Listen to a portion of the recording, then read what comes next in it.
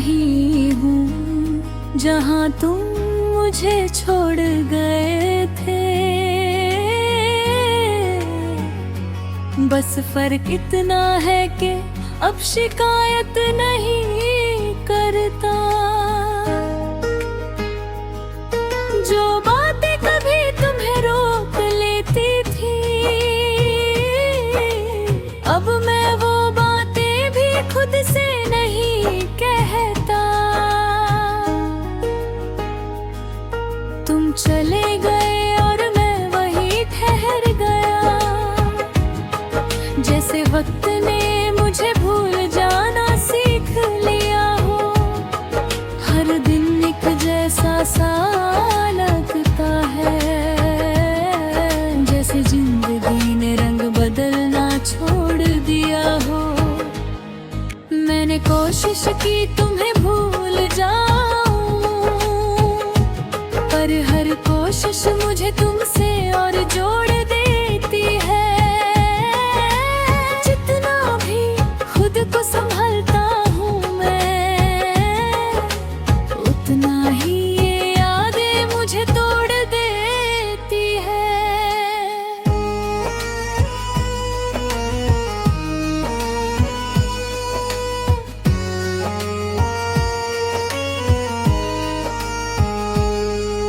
तुम्हारी हंसी अब भी मेरे अंदर गूंजती है, जैसे किसी खाली कमरे में आवाज लौट आती हो।